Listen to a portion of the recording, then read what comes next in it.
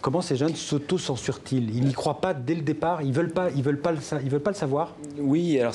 on peut vous donner un exemple, on en cite plusieurs dans le livre, et d'ailleurs on reçoit depuis que le livre est sorti une semaine beaucoup de témoignages qui nous disent que des centaines tous les jours. C'est le cas par exemple d'une jeune fille qui est une brillante élève, qui vit dans le sud de la France, à Cerbère, et elle est intéressée par les études médicales,